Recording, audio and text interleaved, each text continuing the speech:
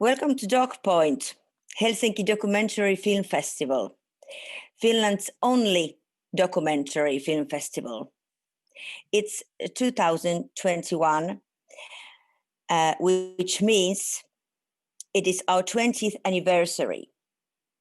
My name is Olivia Tonteri, and I will moderate this Q&A with Catarina Vasconcelos, director of the Metamorphosis of Birds,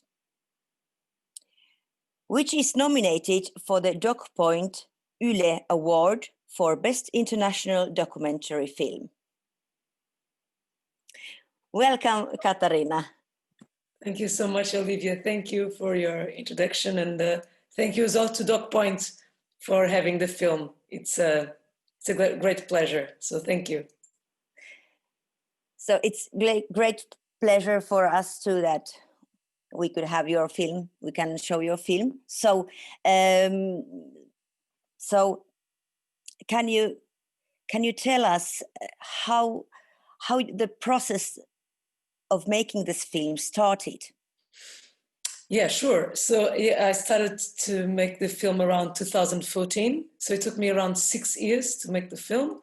It was a long process. And I was living in London, and I was having a conversation like I'm having with you right now, with my father, through Skype, a Skype conversation. And my father, in the middle of very trivial things, he just told me, by the way, your grandfather wants to burn the letters that he and your grandmother wrote for years. And I was very shocked with it because I've never met my grandmother, and I believed that through the letters I'd be able to know her. So we had a bit of an argument, a bit of a discussion, and it kind of finished very roughly with my father saying, you know what, yeah, I understand you, but this is the intimacy of two people. You can't just go in and read the letters. So although the letters were burned, this was a very important moment because I decided that I wanted to make a film about this woman, about Beatriz, my grandmother Trish, because I thought it was unthinkable that someone had to die twice. So burning the letters would be like a sort of a certain second death to Beatriz. So this was how it all started. I came to Lisbon after this period in London, and while I was in Lisbon, my father felt that I was a bit sad because of these letter things, and he told me, but you know what? There's when I was very young, your grandmother took me and my brothers, your uncles, to the post office in Lisbon to record a vinyl so that we could send to our father, that was a Navy officer, to hear our voices while he was at the sea. And I thought it was such a crazy story. So eventually we found this vinyl that was recorded in 1957. And after this, I was sure I wanted to make a film about this family, my family. So it's the one that we can hear in the end. Yes, exactly. So it's that old. Yes. So your grandfather was on the sea. Yes, he was. He was a naval official. He was. He had a long path in the Navy, and so when my father was 7 years old, he was the oldest of the children. They recorded this vinyl. That it was the first time that I heard my grandmother's voice. It was like this feeling that I had like a ghost speaking from me from the past. So yeah, that was it. Yeah, that must have been great feeling. Yeah. To find. Yeah, especially because it's like this woman, Beatriz, in my family, like many families, she had a very important role. She was the matriarch. She was the one putting the family together. So I grew up without having her presence around me, but having her absence. So when I heard her voice, was this sort of uncanny feeling, like something which is familiar, but is something that I've never met, something that, so it was a very strong thing. And at the same time, it felt like it was fiction, that it was science fiction, like this vinyl coming from the past. So, and I think it kind of set up as well the tone of the Metamorphosis of Birds, which is a documentary with some things that are a bit of a fiction, because it's a bit how memories work. Yeah. So, so what kind of step after finding these vinyls?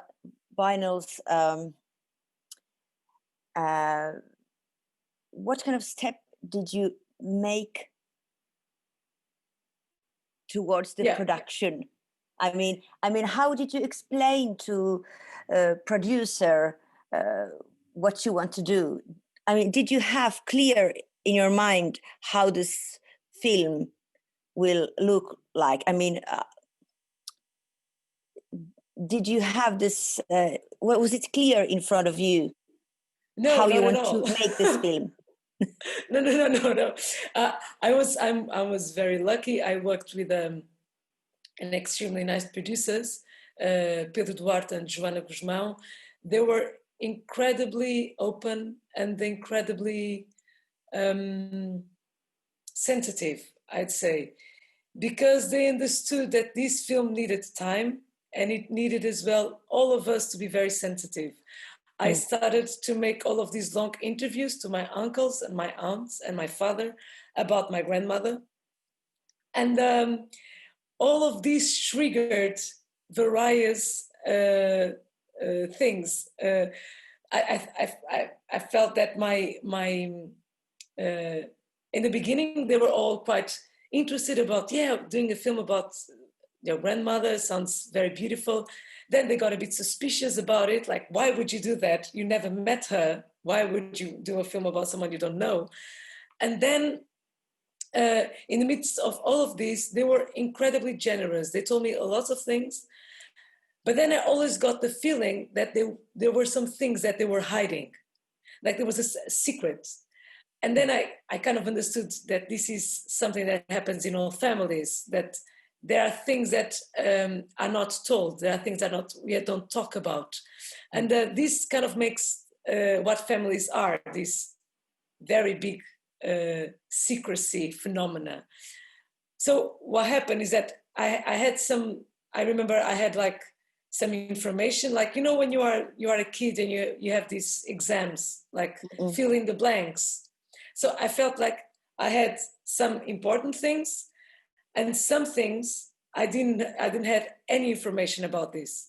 So I was like, if I don't know it, maybe I should invent it. So and it kind of started to building this thread in the film in between fiction and documentary. And I must say as well that I come from a fine arts background. I don't come from a cinema background. So my way of perceiving images, it's much more connected towards painting rather than moving image. So this was something that I always talked a lot about with my producers, about the big inspiration that I had from painting, and how the shots of the film would be a bit like paintings in some certain way. Yes, that is what I wanted to ask you. Like, what do you maybe have this artistic background? But have you done films before? Yeah. So before this film, I made a short film. It was my final project when I was studying in London, and the short film is called A Metaphor or Sadness Inside Out. And it's a film that it's almost like an epilogue to the Metamorphosis of Birds, because it is a film as well about my mother, and it's a film about the revolution in Portugal. So I'm sure that if it wasn't this film, I couldn't make the Metamorphosis of Birds. So the Metamorphosis of Birds, it's like it comes in the sequence of this short film in a way. But in the short film, I worked all by myself, and now in the Metamorphosis of Birds, it was extremely beautiful to work with the director of photography as Paulo Menezes, and having a very generous team that was very committed as well to make this very personal film for such a long time. So this was something very, very strong that happened in this process. And was it like smooth? Was it easy or difficult for you to get budget for such an artistic and beautiful film? I think it's always very hard to make films, and it's very hard to find funding for films. It's not getting easier. In Portugal, we have less and less money to make films, in the sense that there are more people as well to make films. So in Portugal, we always struggle to have money to make films. When I wrote the first treatment for the film, I already had this very strong connection toward images and towards painting. And I thought this was one of the strongest things that I had. I mean, as I don't come from a cinema background, this was my other side. And but I think that in the end, the fact that I was able to make the film was because this film is actually about a quite banal story, in the sense that, unfortunately, many of us went already through the loss of a mother, and many of us will go through it. Death is something that connects us all, from Portugal to Helsinki to the United States, to France, to China. So I think that in the end, the fact that this film, that strong characteristics towards fine arts, it's about something else. It's about how do we relate towards death? How do we keep on going? How do we survive? So yeah, I think that was it. Yes, it is very personal, but at the same time universal. Like it's, and do you feel that you get understood, that, and with that you wanted to put the soul and emotions so strongly in your film? So was it understood?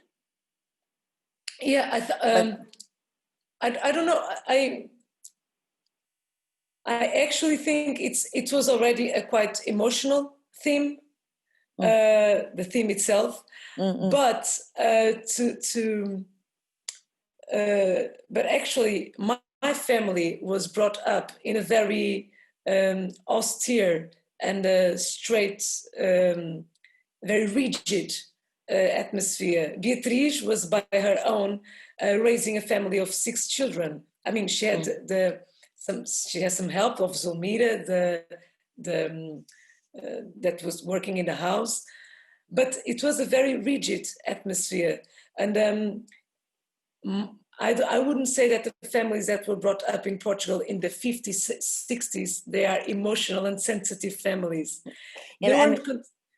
So actually for me, what was very strong was that to speak about this with my family was like to unveil something that they had kind of put aside so that they didn't need to deal with this.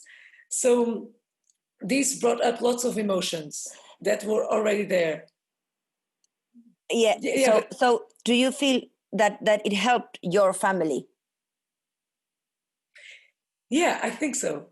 Yeah, I think so, in the sense that I showed my family the film before showing anyone else. It was on the 6th January 2020.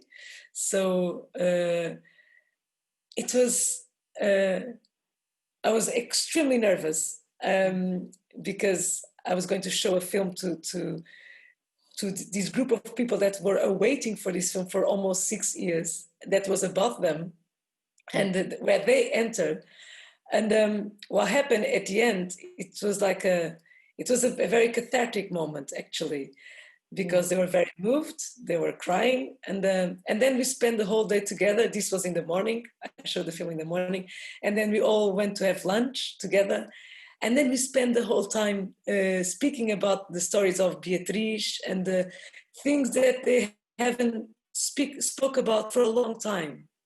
So I think sometimes when you go through things that hurt you so much, sometimes one of the characteristics of these people was just to kind of swallow it and just putting it in a part and some part of your heart. And now to see the film was a way, I thought and I felt it was a way of speaking about these kind of things. So so what kind of response did you get from audience? And was this film already on some other film festivals? I mean, yeah, the film premiered in Berlin in 2020, and it was the first time that I could understand how the film talked to people. I was very, very grateful because I had people from many places of the world that were very moved with the film. And what I felt is that there's no language for emotions. I mean, or maybe emotion is a language that connects us all. And this was a very strong thing. I was very grateful to the audience, and what I've been feeling with the film has traveling quite a bit, and it's been quite beautiful to see the reactions of people. I have receiving very beautiful text messages from people who tell me things about their families as well. So it's like creating this sort of love around the world. So I've been quite grateful about it, actually. I've been quite grateful to the film for this chain of reactions. That's fantastic to hear. And I'm sure audience in Finland will share that with you as well. and I have one thing to share with you. It's a present. It's in the name. I have to read, but anyway, that you will receive a piece of Finnish forest. Now I have to read it. Oh, wow. So this is forest certificate as a way to say thanks to you. So, like every year, we invest in a little piece of Finnish primeval forest in the name of the director. Yes, there's your name. We prefer this to giving flowers in the middle of the winter. Yes, so this will be sent to you. Oh, I'm super moved. It's so beautiful. It's super beautiful. Wow. So, but wow. we hope that we all get vaccines and we will meet like wow. I hope so. Live sometimes. And super beautiful. I'm super moved. I think it's so beautiful, guys. Wow. I'm super honored. Thank you. Thank you so much. And thank you for sharing with us your film and that we could discuss with you for a moment. Thank you.